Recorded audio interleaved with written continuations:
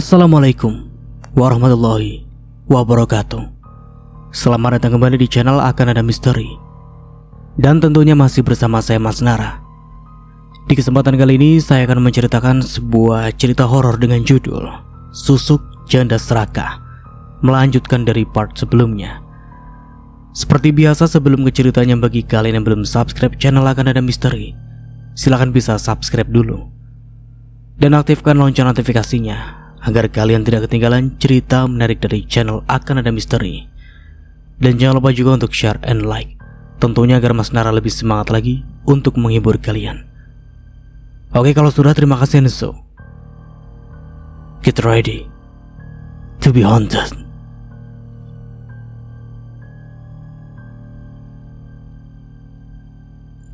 Uang yang kemarin emangnya sudah habis? Tanya Joko terheran karena istrinya itu sering kali meminta uang dalam jumlah yang banyak. Sisa 3 juta aja, Mas. Kurang kalau buat nyalon sama barbekyuan, jawab Ani dengan suaranya yang lirih. Ani, kemarin Mas ngasih kamu 25 juta loh. Buat apa aja kok bisa secepat itu habisnya? Tanya Joko, dia merasa istrinya sudah kurang ajar. Alah, bilang aja gak mau ngasih lagi. Udahlah, sana pergi aja, biar aku nyari uang sendiri. Panas-panas kecapean sampai jungkir balik pun aku jabanin. Udahlah, sana pergi, usir Ani. Dia marah karena suaminya tak langsung menuruti keinginannya. Joko menggelengkan kepalanya melihat tingkah Ani. Meski dia marah, tetapi dia tetap saja mengirim uang kepadanya. Uang senilai 30 juta telah masuk ke rekening Ani. Joko pun mengirimkan secarik pesan untuknya. Itu uangnya udah Mas transfer. Maafin Mas ya. Udah ya, jangan marah lagi. Itu udah Mas lebihin kok. Begitulah kiranya bunyi pesan Joko. Joko memantau para karyawannya yang sedang memanen pohon sawit. Tenggorokannya terasa gatal. Dia pun terbatuk-batuk.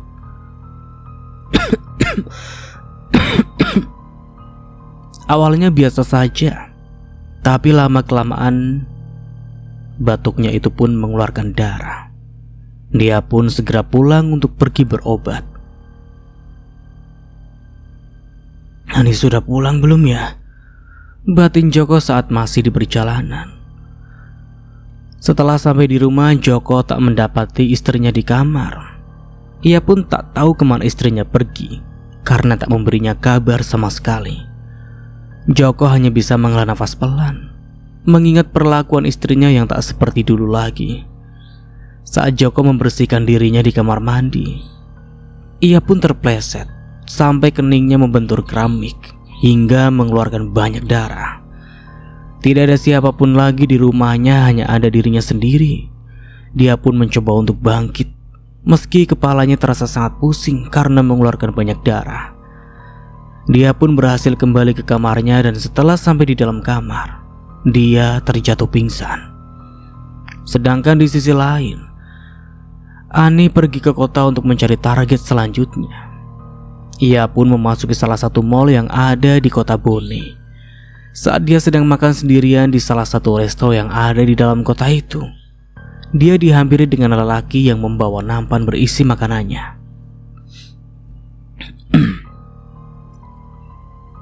Boleh kan kalau gua duduk di sini? Ucap lelaki itu meminta izin. Dari ujung kepala sampai ujung kaki, Ani menatapnya hingga tak berkedip. Dia pun mempersilahkan lelaki itu untuk duduk di depannya.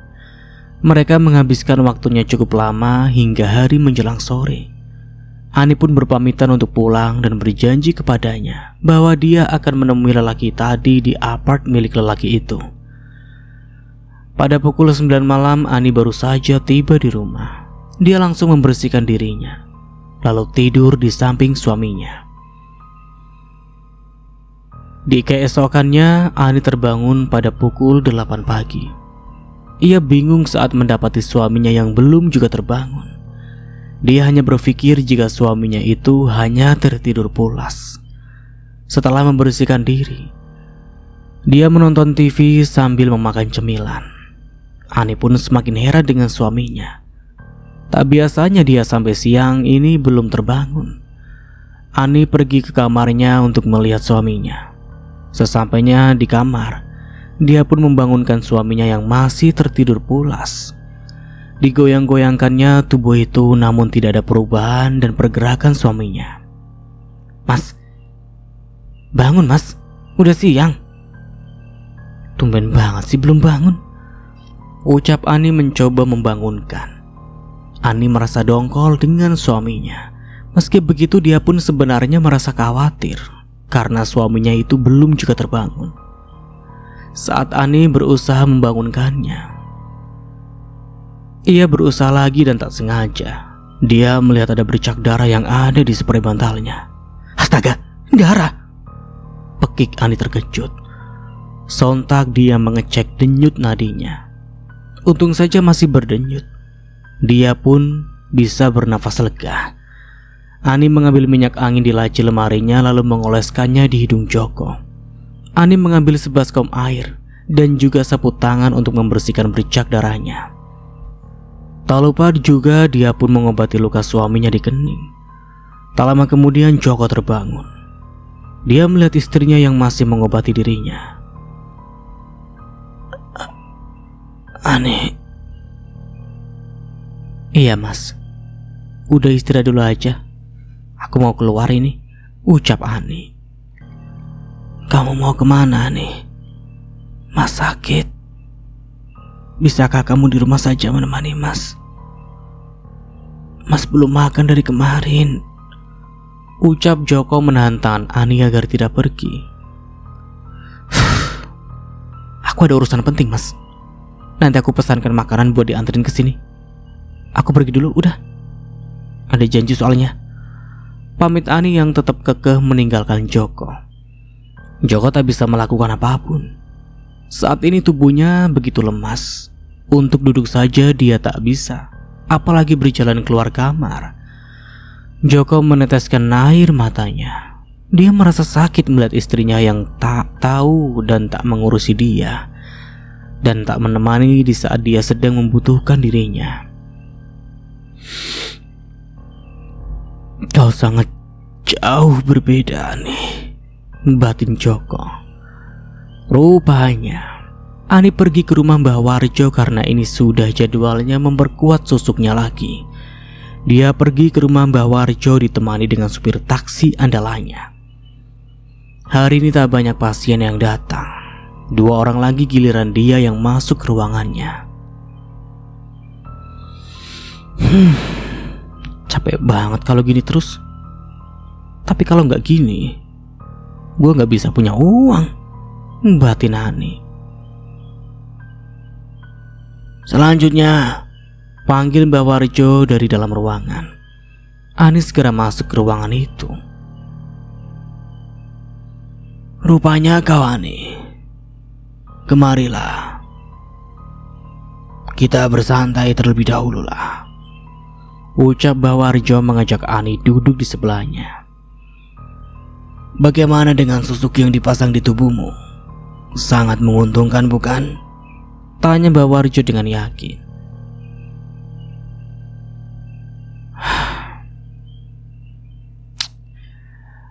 "Iya, tapi aku capek menghadapi suami sepertinya," jawab Ani. "Sabarlah. Lalu mau kau apakan lelaki tua itu?" tanya Mbak Warjo. "Aku itu hanya ingin menguasai hartanya tanpa harus mengurusi dirinya," jawab Ani. Singkirkanlah lelaki itu jika memang itu maumu. Aku yakin kau pasti bisa melakukannya sendiri tanpa bantuanku," ucap Mbak Warjo. Ani menoleh ke arahnya. Mbak Warjo pun menatap ke arah Ani sambil menganggukkan kepalanya. Sedetik kemudian mereka saling beradu lidah untuk memuaskan hasrat mereka masing-masing, dan juga melakukan ritual yang lainnya untuk memperkuat susuk di tubuh Ani. Kini pergulatan panas mereka diawasi dengan dua peliharaan makhluk gaib yang berjaga di depan pintu kamar ruangan tempat pengobatan itu. Hari itu juga, malam harinya Ani langsung pulang ke rumahnya. Dia tak menginap di rumah Mbak Warjo seperti hari-hari yang lalu. Ani pun sampai lupa tak memesankan makanan untuk Joko terlebih dahulu. Fisik Joko semakin lemah, ia sangat kelaparan hingga dia berusaha untuk mengambil makanan sendiri di dapur. Namun sayangnya, di dapur pun tak ada masakan satupun. Hanya tersisa kerupuk 2 biji dan kecap saja. Karena tak ada pilihan lain, Joko terpaksa memakan kerupuk itu untuk mengganjal perutnya yang kelaparan. Dia juga sengaja meminum air putih yang banyak supaya dia merasa kenyang. Joko berjalan sempoyongan ke depan TV menunggu istrinya pulang. Tak lama kemudian tampak ada suara seseorang yang berusaha membuka pintu. Dan benar saja, Ani pun pulang. "Ani," panggil Joko sambil berjalan ke arahnya hingga dia mau terjatuh. Untung saja Ani sigap menangkapnya. "Hehehe, kenapa sih mas?" jawab Ani sambil menahan tubuh Joko. "Mas lapar, Ani. Tolong masakan sesuatu untuk mas. Mas belum makan dari kemarin," pinta Joko. Besok aja lah mas. Aku capek," tolak Ani. "Ani, mas lapar. Kalau begitu belikan mas nasi goreng saja di perempatan sana," bujuk Joko. "Enggak, nih uang sisa yang kemarin mas kirim. Beli aja sendiri," ucap Ani ketus lalu melepas genggaman tangan Joko hingga dia jatuh tersungkur di lantai. "Kau jahat, Ani. Tega sekali kau denganku. Apapun semua sudah kulakukan demi kebahagiaanmu, tapi apa balasanmu? Membelikan nasi saja kau tak mau, ha? Menyesal aku menikahimu jika tahu akhirnya akan seperti ini," pekik Joko mengeluarkan semua unek-uneknya. Ani yang sedang berjalan masuk ke dapur mengurungkan niatnya saat Joko mengatakan seperti itu kepada dirinya. Sontak Ani pun marah. Dia membalikkan badannya menuju ke tempat Joko terjatuh. Ngomong apa kamu tadi barusan, ha? Menyesal? Alah, aku pun menyesal menikah denganmu. Lelaki tua, udah bau tanah aja belagu, saut Ani yang kini emosinya telah meluap-luap. "Astaga, pantaskah kau bicara seperti itu dengan suamimu, Ani? Apa kau tak punya perasaan?" ucap Joko matanya memerah menahan tangis. Ani tak menghiraukan ucapan Joko. Dia memilih untuk ke kamarnya dan tidur. Saat Ani mau memejamkan mata, pintu kamarnya digedor dengan keras terus-menerus sampai membuatnya marah. "Maumu apa sih mas? Berisik tau gak?" teriak Ani marah dengan Joko saat pintunya itu telah dibuka. "Mas mau tidur, Ani. Di luar dingin," ucap Joko dengan wajah memelas. "Katanya kau menyesal menikah denganku, ha? Kenapa malah kembali ke kamar ini lagi?" ucap Ani dengan mata melotot. "Tidak, Ani. Aku minta maaf. Emosiku tidak bisa terkontrol tadi. Maafin aku ya," saut Joko sambil memeluk tubuh Ani. "Tidak." Tolak Ani dengan keras sambil mendorong tubuh Joko hingga dia tersungkur di lantai. "Jika memang kau menyesal menikah denganku, akan aku buat kau benar-benar menyesal karena menikahiku, Joko," pekik Ani. Kini akal dan pikiran Ani telah dikuasai oleh emosinya. "Maksud kamu apa?" tanya Joko terbata dan dek. Ani menendang dada bidang Joko hingga dia mengeluarkan darah dari mulutnya. Dengan susah payah dia berhasil menyeret kaki Joko sampai ke gudang. Tak hanya itu, Ani juga mengikat tangan dari kaki Joko menggunakan tali yang lumayan besar dan kasar. "Lepaskan! Kamu berbuat apa padaku, Ani?" pekik Joko. Jujur saja dia ketakutan di posisinya yang seperti itu. Menyesal kan katamu?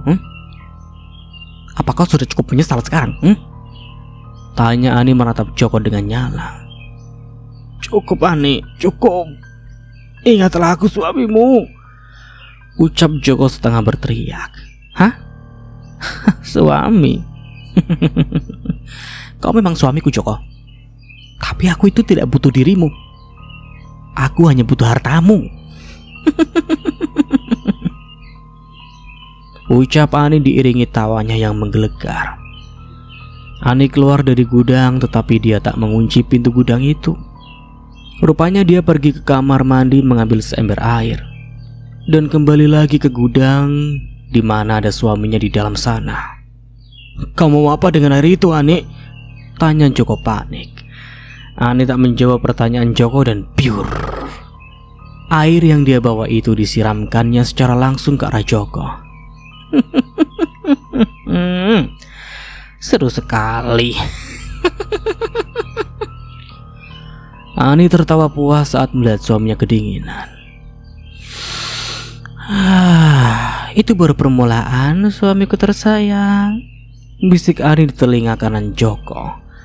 Setelah melakukan itu, Ani keluar dari dalam gudang dan mengunci pintu. Lalu dia kembali ke kamarnya melanjutkan tidurnya yang tertunda. Ani, buka pintunya, Ani, teriak Joko meminta pertolongan. Tubuh Joko menggigil. Dia merasa kedinginan. Apalagi di gudang tidak ada barang apapun yang bisa dijadikannya alas untuk tidur. Joko pun berbaring meringkuk karena kedinginan. Keesokan paginya, Ani mengambil surat rumah, tanah, dan surat-surat penting lainnya. Dia pergi membawa surat-surat itu untuk mengganti nama hingga berpindah ke pemilikannya. Seharian penuh Ani mengantri gilirannya. Dia baru selesai pun pada saat pukul 4 sore. Sebelum kembali ke rumah, Ani mampir ke resto cepat saji. Setelah memesan makanan, Ani menghubungi lelaki kemarin yang memintanya untuk bertemu. Tetapi lelaki itu tidak bisa karena harus menyelesaikan pekerjaannya. Setelah selesai makan, dia pun pulang. Yang sebelumnya dia sudah memesan makanan untuk Joko. Sesampainya di rumah, Ani langsung ke gudang. Ia melemparkan makanan yang tadi dibelinya di hadapan Joko. Joko yang memang kelaparan langsung berusaha membukanya, meski dia kesusahan karena tangannya terikat. Ani mendekat ke arah Joko untuk melepaskan ikatannya. Joko pun memakannya dengan lahap. Ani kembali ke belakang untuk mengambil minum. Tapi bukan air mineral yang diambilnya, melainkan air keran yang ditaruh di gayung. Ia menyerahkan gayung itu kepada Joko. Joko pun menerimanya. Dia meminum air itu. Setelah selesai makan, Ani mengunci pintu gudangnya lagi.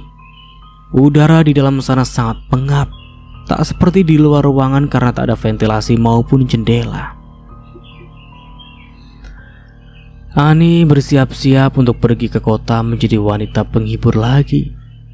Ya, ia sangat menikmatinya. Karena di samping dirinya puas, dia juga bisa mendapatkan uang dengan jumlah banyak dalam waktu yang sekejap.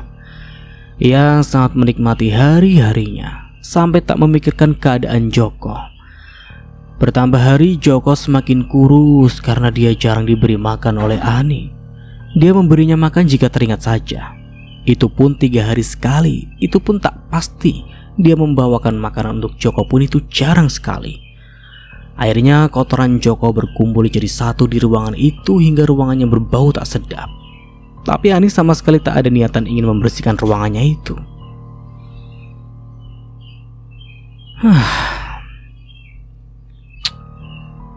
Kira-kira lagi apa ya lelaki tua itu?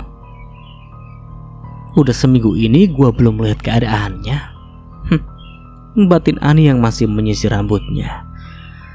Setelah selesai, Ani pergi ke gudang untuk mengeceknya. Dari kejauhan pun bau yang tak sedap sudah mulai tercium sampai Ani menutup hidungnya menggunakan tangan. Ceklek, pintu ruangan itu pun terbuka. Tampak tubuh Joko yang kini hanya tersisa tulang di belulang.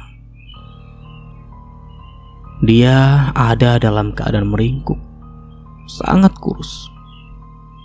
seperti tulang hanya berbalut kulit. Ih, menjijikkan, gumam Ani. Bangun! Teriak Ani menyuruh Joko untuk bangkit dari tidurnya. Tak ada sautan dari Joko, Ani pun mendekat ke arahnya untuk mengecek denyut nadi apakah dia masih hidup atau tidak.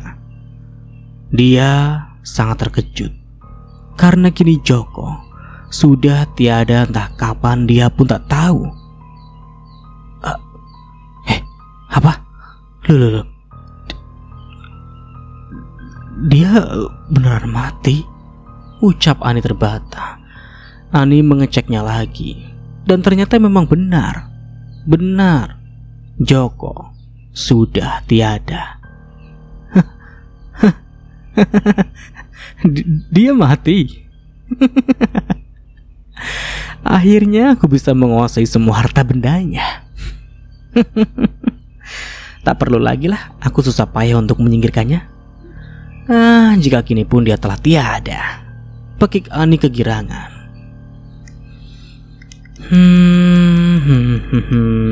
Mau aku apakan ya jasadnya ya? Tanya Ani pada dirinya sendiri yang merasa kebingungan. Aku tahu. Pekiknya lalu kembali ke kamarnya. Ani membawa sebuah koper yang ukurannya lumayan besar ke dalam gudang. Karena tubuh Joko hanya tersisa tulang, Ani pun menghentak-hentakkan kopernya di atas tubuh Joko agar mudah untuk diletakkan di dalam koper. Kini tubuh Joko sudah seperti daging yang dicincang-cincang. Setelah dirasa lumayan lama, dia menghentakkan kopernya. Perlahan dia masukkan tubuh Joko ke dalam koper itu. Setelah semuanya masuk ke dalam koper, Ani menyeret koper itu keluar rumah. Lalu diletakkannya di bagasi mobil miliknya yang baru dia beli beberapa minggu kemarin. Ani mengendari mobilnya sambil bersenandung ria.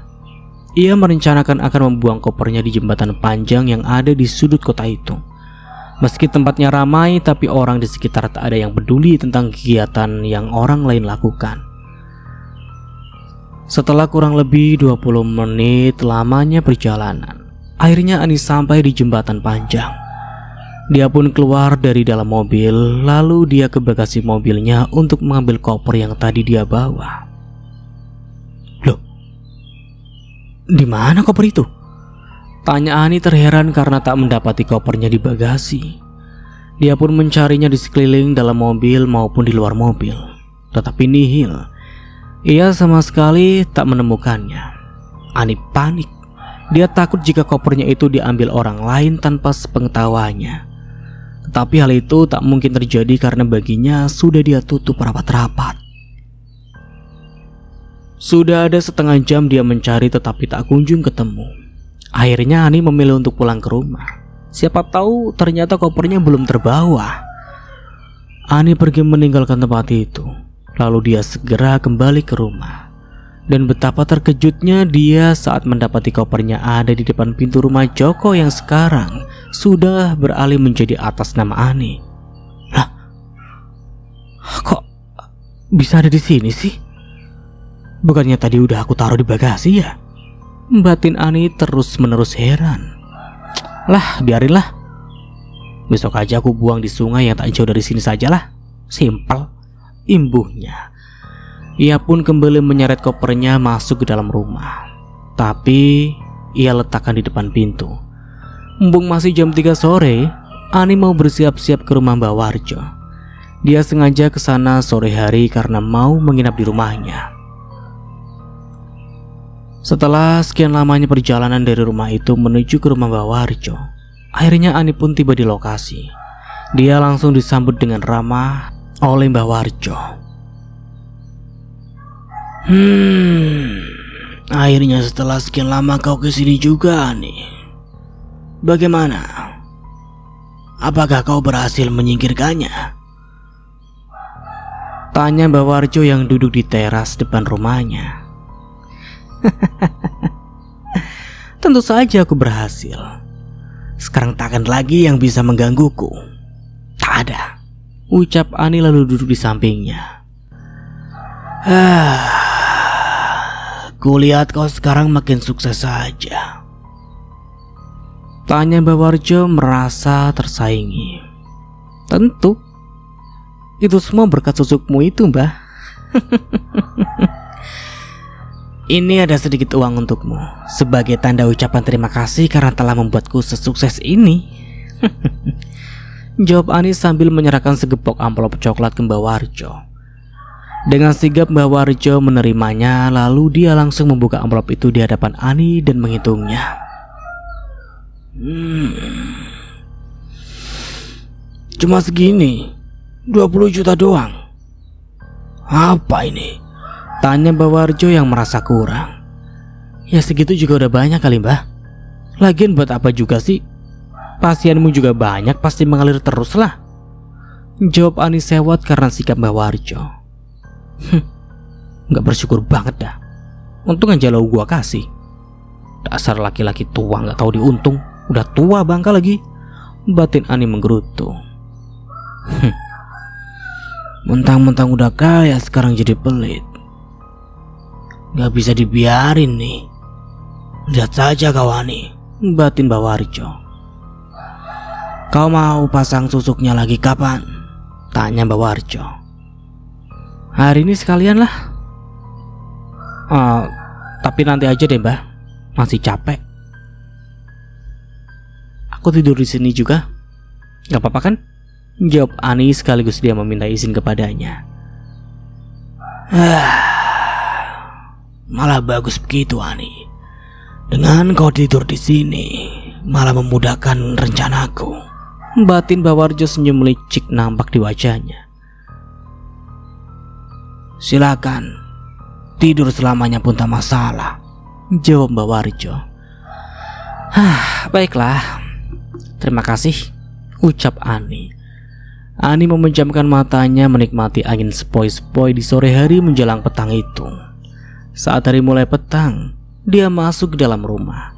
Dia pun duduk di ruang tengah sambil memakan cemilan, sedangkan Mbah Warjo ada di kamarnya. Entah masih apa, Ani pun tak peduli.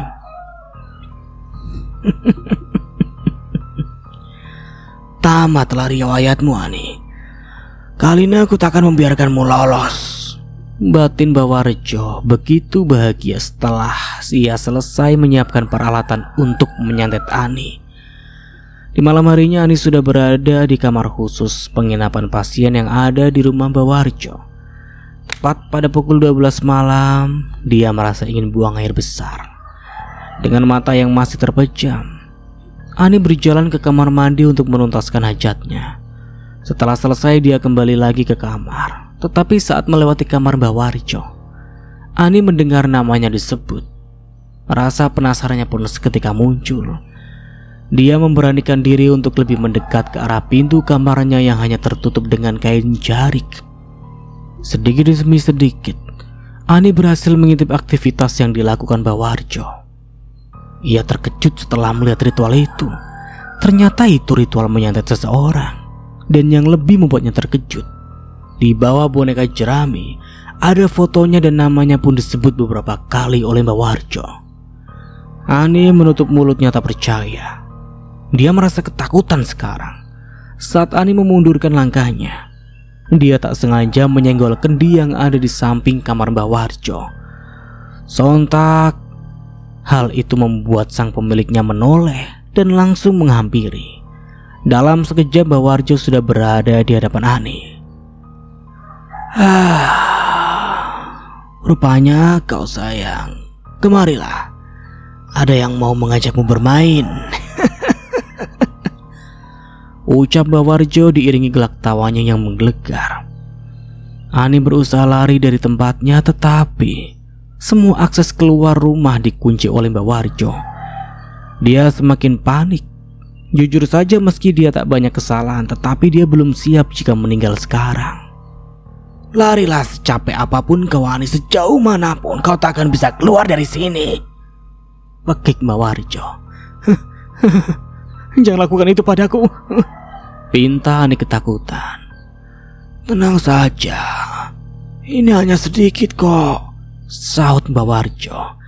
Ia menggerakkan boneka jerami itu ke sisi kanan. Otomatis tubuh Ani ikut terpental ke kanan. Aduh, pekik Ani merasa kesakitan karena kepalanya membentur dinding.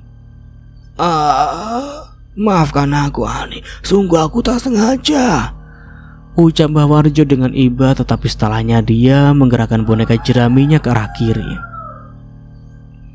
Tubuh Ani pun mengikuti arah boneka jerami itu. Mbah Warjo terus melakukannya terus menerus. Ia menggeser boneka jerami itu ke kanan, ke kiri, atas, bawah dengan cepat dan keras. Dan kini tubuh Ani berlumuran darah akibat kelakuan yang dilakukan Mbah Warjo itu yang terus melakukannya sampai seisi ruangan itu penuh dengan darah Ani yang berceceran di mana-mana. Pak, Bu, maafin Ani. Ani banyak salah sama kalian. Ani belum bisa bahagiain kalian. Tolong maafin Ani ya, Pak, Bu. Tolong ikhlaskan kepergian Ani. Jika memang ini takdir Ani seperti... Batin Ani menangis pilu. Sedangkan di sisi lain, Pak, perasaan ibu kok gak enak gini ya? Apa ada sesuatu hal yang terjadi dengan Ani? Ucap ibunya Ani kepada suaminya yang kini tengah berjaga sambil membaca koran di teras depan rumahnya. Loh, ibu belum tidur? Tanya ayahnya Ani. Udah, tapi perasaan ibu kok gak enak. Ibu juga jadi kepikiran Ani terus, Pak. Dia baik-baik aja apa enggak ya di sana? Jawab sang istri. Ya Tuhan, apakah ini semua memang bertanda? Ternyata bukan hanya aku saja, tetapi Sri juga merasakan perasaan yang sama. Tolong lindungilah dimanapun anak hamba berada. Batin Pak Wahyu. Pak, kok ngelamun sih? Sri memanggil suaminya sambil menepuk bahunya agar tersadar dari lamunannya. Ibu, Ibu cepat masuk ke dalam. Tolong siapin peralatan yang biasa Bapak lakukan ya, Bu. Buruan, cepat Bu. Bapak pengen lihat anak kita baik-baik saja apa enggak? Ucap Wahyu. Setelah semuanya siap, Pak Wahyu duduk bersila di hadapan sesajen itu. Saat ini dia harus membutuhkan konsentrasi penuh.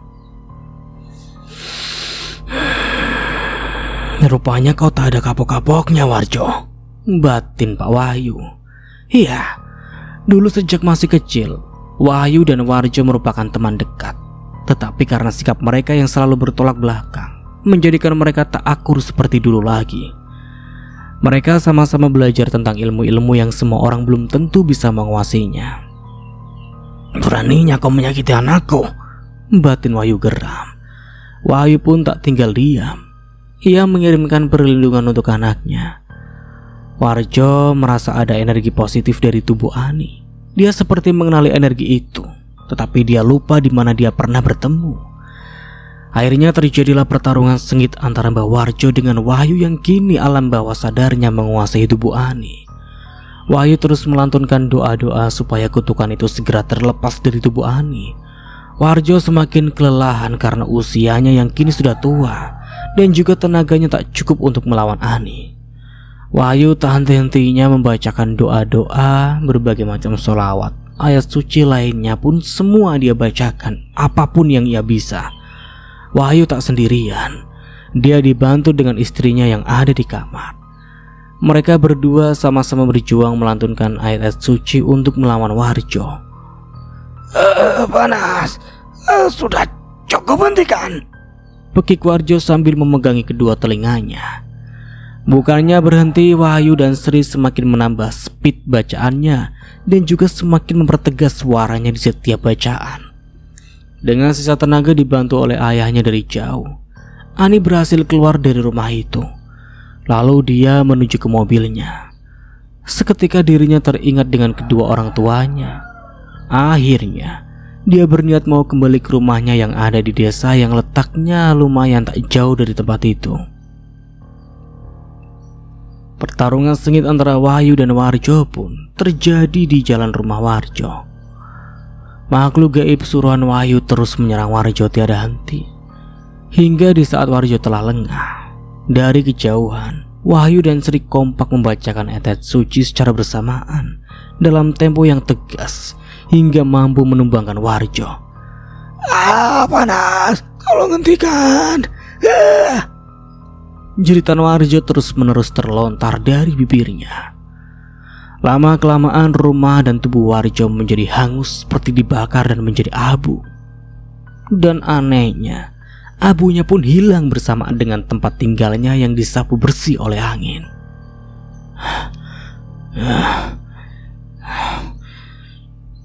Alhamdulillah, ucap Wahyu dan Sri kompak. Mereka bernafas lega karena berhasil menyingkirkan Warjo. Tetapi pikiran mereka masih saja tetap tak tenang karena putri kesayangannya itu belum sampai di rumah juga. Padahal dari desanya sampai ke tempat Bawarjo tadi hanya membutuhkan waktu kurang lebih setengah jam. Sedangkan di sisi lain, Ani tetap mengendarai mobilnya dengan sisa tenaga yang dia punya. Meski tubuhnya penuh darah, dia tak memperdulikan itu. Yang terpenting saat ini, dia harus cepat ke rumah. Ternyata, dalam perjalanan pulangnya tak berjalan mulus. Dia mendapati gangguan-gangguan aneh. Saat Ani melihat spion belakang, dia melihat seperti ada sosok suaminya yang duduk di belakangnya. Tetapi dia berpikir, mungkin itu semuanya halusinasi karena dia pun merasa kelelahan. Memang benar yang ada di jok belakang Ani itu memang arwah suaminya yang kini menerornya. Dan kuku panjangnya mengusap lembut pipi Ani hingga mengeluarkan darah. Aduh! Rintih Ani kesakitan karena pipi kanannya tergores. Tak cukup sampai di situ. Kini gantian dengan pipi kirinya yang tergores. Ani ketakutan, dia semakin menambah laju mobilnya. Saat dia sedang menyetir, Ani merasa lehernya tercekik. Ani sangat kesusahan bernafas. Dia berkali-kali tak sengaja memencet klakson mobilnya karena kesakitan. Tolong lepas. Sakit. Rintih Ani kesakitan.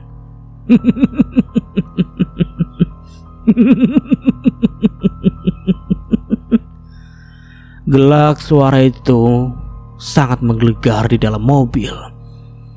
Ani memelototkan matanya saat dia rasa kini nyawanya di ujung tanduk. Dia benar-benar merasa kelelahan. Ia sungguh kehabisan nafas saat itu juga. Karena ulah arwah suaminya itu, Ani tak bisa fokus mengendarai mobilnya. Ani menerobos lampu merah karena tak sempat menekan rem.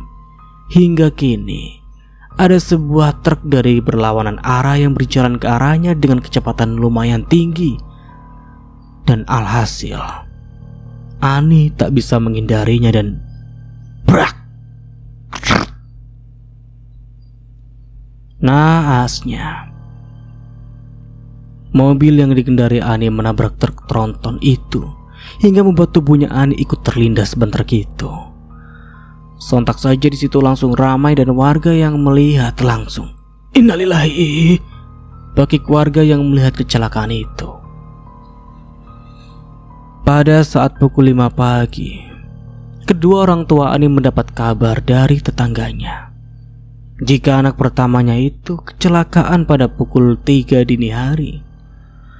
Dan mereka berdua sangat syok mendengar kabar seperti itu, sampai membuat ibunya Ani pun pingsan berkali-kali. Ia masih tak percaya dengan apa yang terjadi pada anaknya. Pak Wahyu meminta tolong kepada orang yang tadi memberitahukannya untuk membantunya mengurus-ngurus pemakaman anak pertamanya itu. Kematian Ani masih menyimpan beribu-ribu misteri, dan Ani belum sempat menjelaskan semua kepada kedua orang tuanya. Apa yang sebenarnya terjadi, apa penyebabnya, apa yang dialaminya, dan kenapa dia sampai berurusan dengan teman lamanya yaitu Mbah Warjo. Kedua orang tua Ani masih bertanya-tanya, apa sebenarnya yang dilakukan Ani dengan Mbah Warjo, sehingga Mbah Warjo mengincar Ani dengan sebegitu kebenciannya. Tapi semua itu akan tetap menjadi misteri dengan terkuburnya Ani selamanya. Dan semuanya tetap telah menjadi misteri. Dan akhirnya pun ceritanya selesai. Akhirnya ceritanya selesai, teman-teman. Bagaimana nih menurut kalian? Kalau menurut Mas Nara, ini ceritanya ngeri sekali ya. Apapun yang terjadi, seperti biasa ya, ambil sisi positifnya dan buang sisi negatifnya dari cerita di atas. Ambil yang baik-baiknya ya, cari hikmahnya dari cerita di atas. Tentu Mas Nara pikir juga ini pasti banyak hikmahnya ceritanya, untuk pembelajaran kita semua. Apapun yang kita lakukan di dunia ini, kalau sudah dirasa cukup, sudah. Jangan terlalu serakah menjadi manusia, karena sesuatu yang berlebihan itu tidak akan baik untuk siapapun, apapun itu. Dan untuk diri kita sendiri itu juga jangan kita memiliki sifat serakah seperti itu ya. Jadi pelajaran saja. Dan tentunya dari Mas Nara mohon maaf nih bila ada salah kata atau dalam penyampaian cerita ya. Seperti biasa, akhir kata, wassalamualaikum warahmatullahi wabarakatuh. Sampai jumpa di video yang lainnya, and see you. Ciao.